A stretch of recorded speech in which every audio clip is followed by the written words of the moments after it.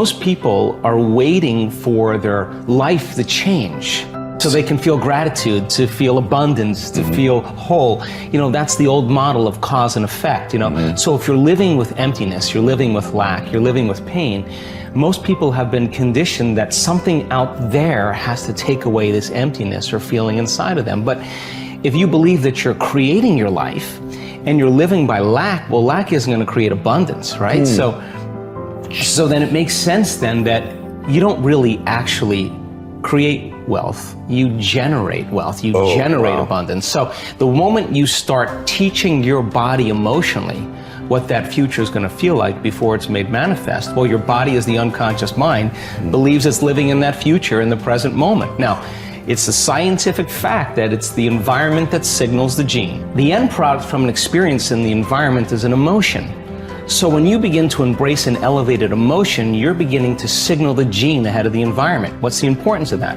Well, genes make proteins, and proteins are responsible for the structure and the function of your body. And the expression of proteins is the expression of life. So by you creating an elevated emotion and teaching your body what that future will feel like before it's made manifest, your body's starting to live in that future reality in the present moment. Now here's the key.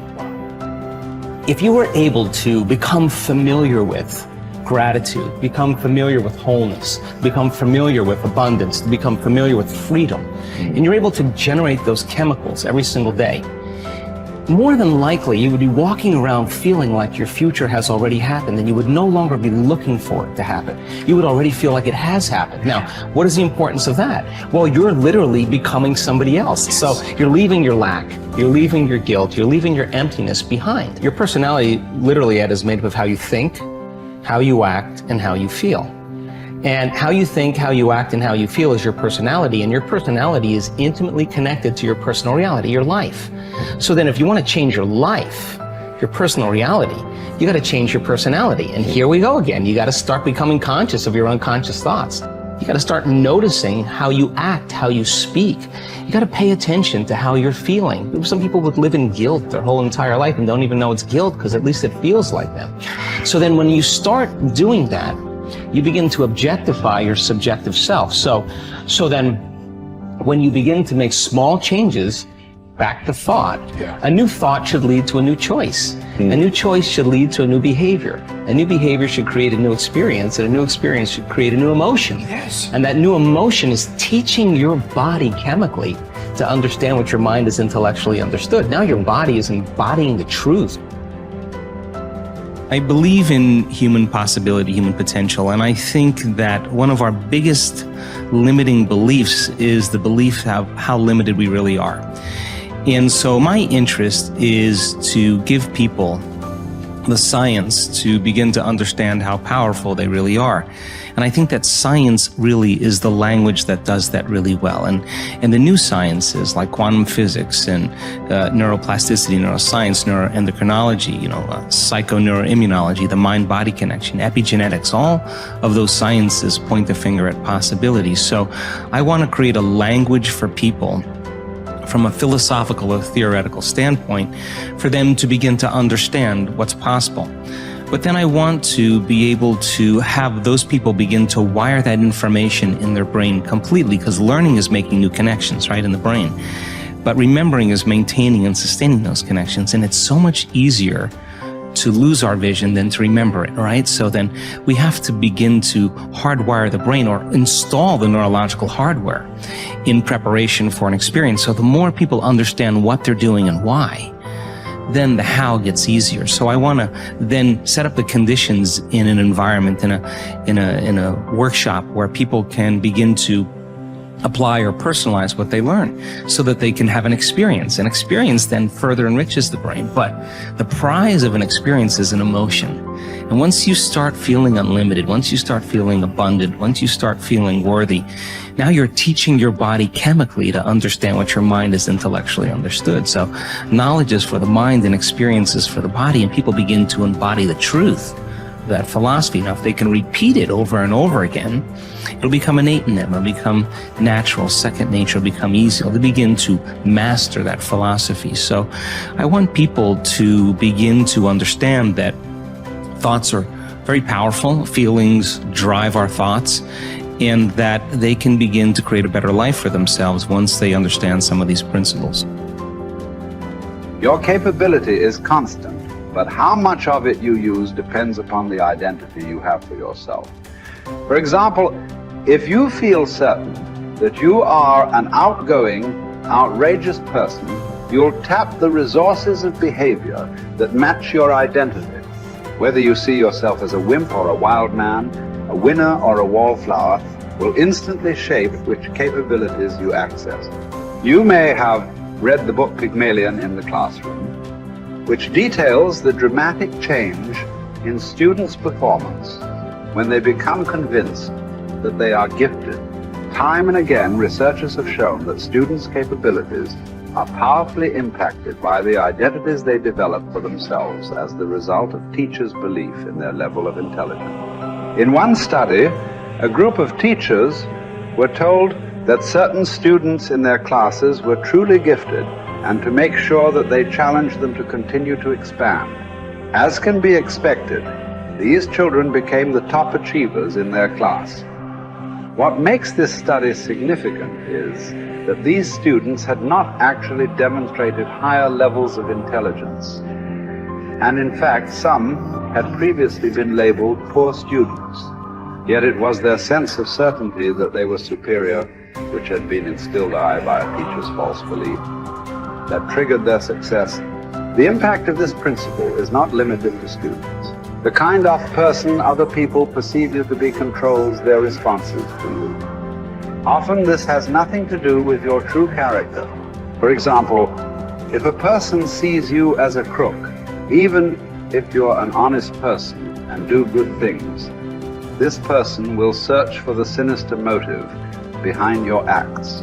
What's worse is that after making a positive change, we often allow others in our environment who have not changed their image of us to anchor our own emotions and beliefs back into our old behaviors and identities.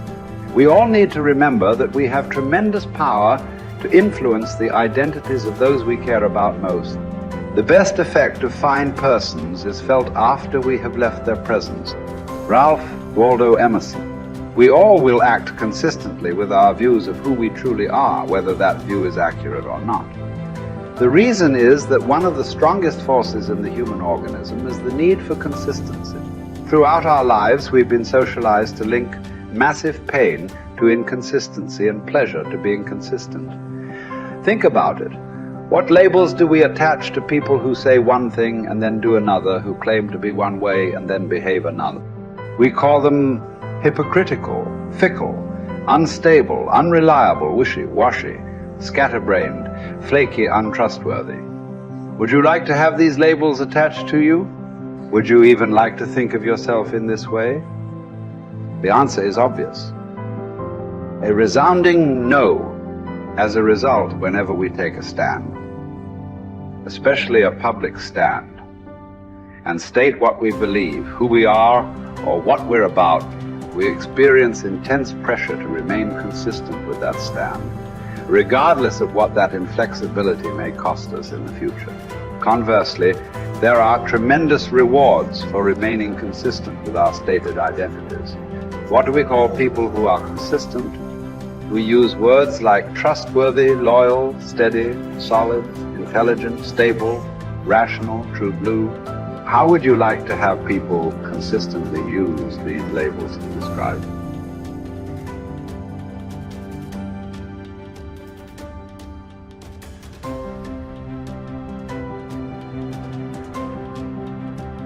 Becomes irrevocably tied to your ability to avoid pain and gain pleasure. Life is a game we are all bound to lose. The man who looks for the morrow without worrying over it knows a peaceful independence and a happiness beyond all others. Whoever has said, "I have lived," receives a windfall every day he gets up in the morning. Confronting the worst-case scenario saps it of much of its anxiety, inducing power. Happiness reached via positive thinking can be fleeting and brittle. Negative visualization generates a vastly more dependable calm. It is a ridiculous thing for a man not to fly from his own badness, which is indeed possible, but to fly from other men's badness, which is impossible. Hour by hour resolve firmly to do what comes to hand with dignity and with humanity, independence, and justice. Allow your mind freedom from all other considerations. This you can do if you will approach each action as though it were your last, dismissing the desire to create an impression, the admiration of self, the discontent with your lot. See how little man needs to master for his days to flow on in quietness and piety. He has but to observe these few counsels, and the gods will ask nothing more. When force of circumstance upsets your equanimity, lose no time in recovering your self-control, and do not remain out of tune longer than you can help. Habitual recurrence to the harmony will increase your mastery of it. If you apply yourself to study, you will avoid all boredom with life. You will not long for night because you are sick of daylight. You will be neither a burden to yourself nor useless to others. You will attract many to become your friends, and the finest people will flock about you. Life is neither a glorious highlight reel nor a monstrous tragedy. Every day is a good day to live and a good day to die. Every day is also an apt time to learn and express joy and love for the entire natural world. Each day is an apt time to make contact with other people and express empathy for the entire world. Each day is perfect to accept with indifference all aspects of being. Perhaps struggle is all we have because the God of history is an atheist and nothing about his world is meant to be. So you must wake up every morning knowing that no promise is unbreakable, least of all the promises of waking up at all. This is not despair. These are the preferences of universe itself. Verbs over nouns, actions over states, struggle over hope. And here are two of the most immediately useful thoughts you will dip into. First, that things cannot touch the mind. They are external and inert. Anxieties can only come from your internal judgment. Second, that all these things you see will change almost as you look at them, and then will be no more. Constantly bring to mind all that you yourself have already seen change. The universe is change. Life is judgment. Each of us is impermanent wave of energy folded into the infinite cosmic order. Acknowledgement of the fundamental impermanence of ourselves unchains us from the strictures of living a terrestrial life stuck like a needle, vacillating between the magnetic pull of endless desire and the terror of death. Once we achieve freedom from any craving and all desires, and we are relieved of all titanic fears, we release ourselves from living in perpetual distress. Once we rid ourselves from any impulse to exist, we discover our true place in the universal order. The composition of our life filament is exactly right when we accept the notion of living and dying with equal stoicism. You have the power to strip away many superfluous troubles located wholly in your judgment, and to possess a large room for yourself embracing in thought the whole cosmos, to consider everlasting time, to think of the rapid change in the parts of each thing, of how short it is from birth until dissolution, and how the void before birth and that after dissolution are equally